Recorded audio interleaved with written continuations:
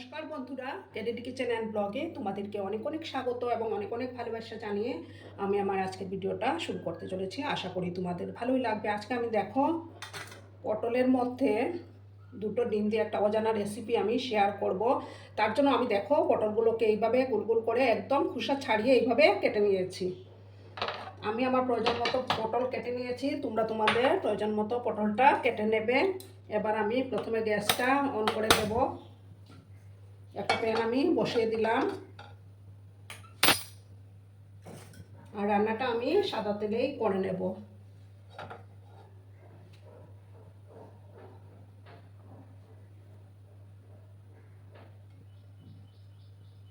এবার দেখো আমি তেলটা দিয়ে দিলাম। তেলটাকে প্রথমে ভালো করে গরম করতে হবে। ভালো করে গরম হয়ে যাওয়ার পর আমি পটলগুলোকে ভাজবো বন্ধুরা।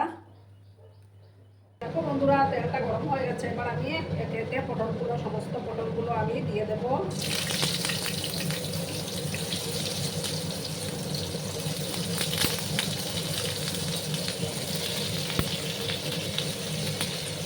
দেখো আমি সমস্ত পটলগুলো দিয়ে দিয়েছি।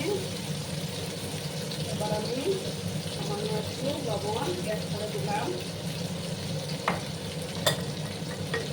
আর দেবো সামান্য একটু হলুদের গুঁড়ো। করে আমি আবার হলুদ ব্যবহার করবো। ভালো করে মিক্স করে আমি দিচ্ছি বন্ধুরা। ভালো করে কিন্তু পটলগুলোকে ভাজতে হবে।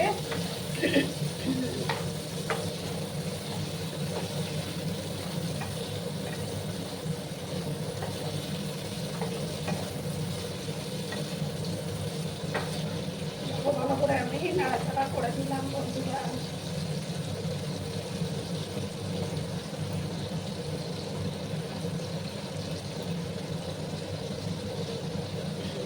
সময় নিয়ে আমি পটলগুলোকে ভেজে নিচ্ছি বন্ধুরা।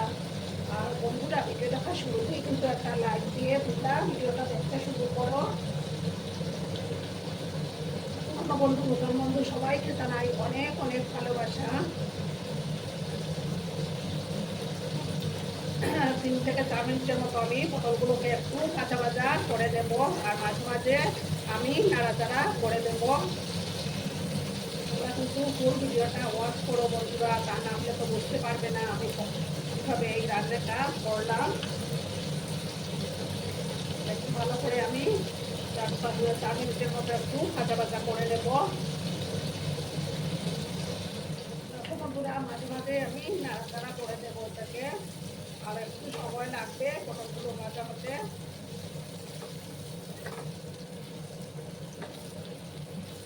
আর আমি নাড়াচাড়া করে দিলাম।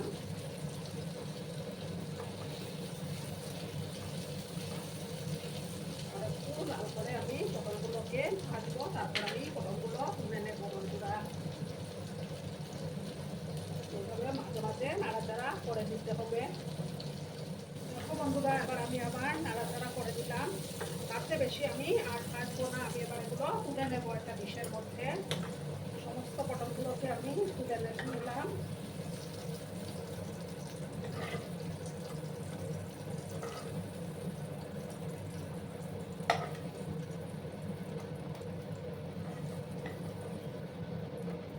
দেখো আমি সমস্ত পটল তুলে নিলাম। এবার আমি আরেকটু তেল দিয়ে দেবো।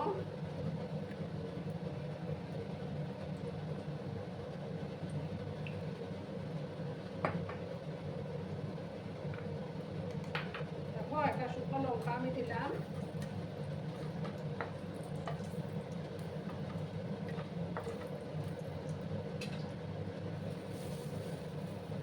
তারপর হাফ স্পুনের মতো আমি গোটা জিরে দিয়ে দিলাম। ফোড়নটাকে একটু ভাজবো আমি। ফোড়নটা থেকে যখন একটা সুন্দর ফ্লেভার বেরোতে শুরু করবে তখন আমি পেঁয়াজ কুচোগুলো দিয়ে দেবো।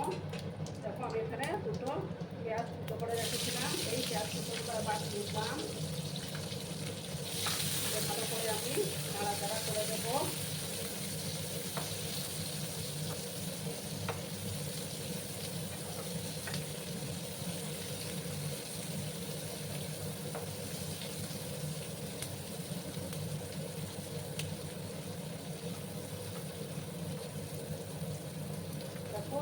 ভালো করে আমি এই পেঁয়াজগুলোকে ভাজবো বন্ধুরা। গ্যাসের আঁচটাকে আমি বাড়িয়ে দিয়েছি।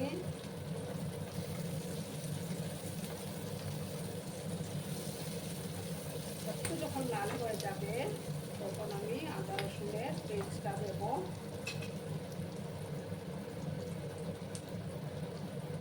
বন্ধুরা এবার আমি আবার নাড়াচাড়া করে দিলাম, তার চেয়ে বেশি রাখবো না এখন। আর এই যে আদা রসুনের পেস্টটা এবার আমি দিয়ে দিলাম, একসাথে ভালো করে আমি কষিয়ে যাবো ততক্ষণ না আদা রসুনের কাঁচা গল্পটা যাচ্ছে ততক্ষণ। আর দুটা যারা কাঁচা লঙ্কা আমি এই মুহূর্তে দিয়ে দিলাম, হালকা দুটা তোমাদের পছন্দ মতো দিলে। আদা রসুনের কাঁচা গল্পটা না দেওয়া উচিত। একটু ভালো করে কষিয়ে নিচ্ছি বন্ধুরা।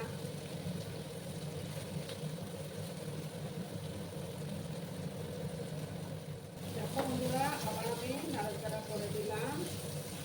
রাস্তা করা আছে আমার। এবার আমি একে একে মশলাগুলো আমি দেবো, খুব একটা মশলার দরকার নেই। হলুদের সামান্য হলুদের গুঁড়ো দিলাম। এবার দেখো হাফ চামচ জিরে গুঁড়ো দিলাম, আর হাফ চামচ ধনে গুঁড়ো, সামান্য একটু জল আমি এবার এড করছি যাতে করে মশলাটা না পুড়ে যায়। বন্ধুরা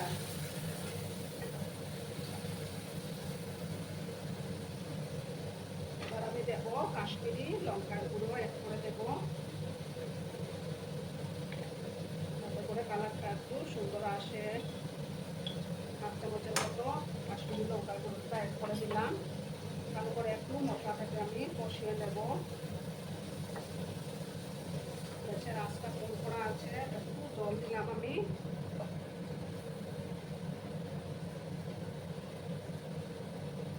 মিনিটের মতো আমি এটাকে একটু ঢাকা চাপা দিয়ে রাখবো বন্ধুরা।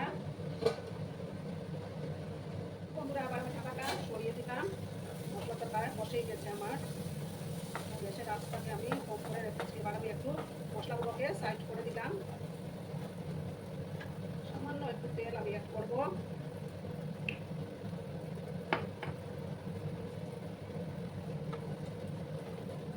এবার আমি যে দুটো ডিম ফাটিয়ে রেখেছিলাম সেই ফাটানো ডিমটা আমি এবার দিয়ে দিলাম।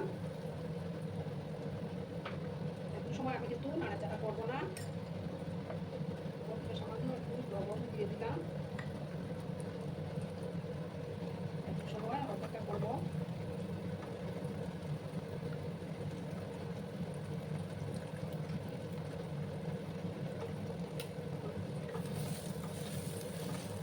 দেখো এবার আমি মিক্স করলাম।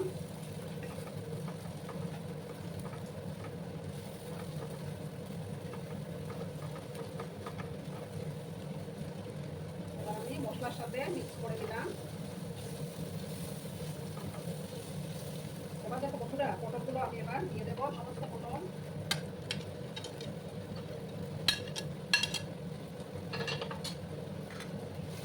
আবার আমি ভালো করে মিক্স করবো পটলের সাথে।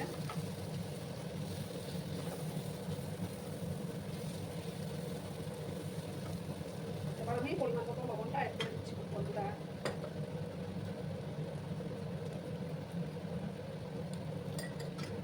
আবার ভালো করে আমি মিক্স করলাম।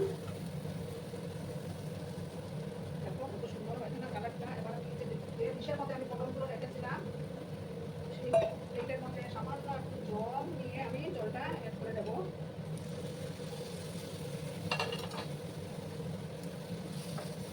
দেখো আবার ভালো করে আমি মিশিয়ে দিলাম। এটা কিন্তু একদম শুকনো শুকনো হবে তরকারিটা।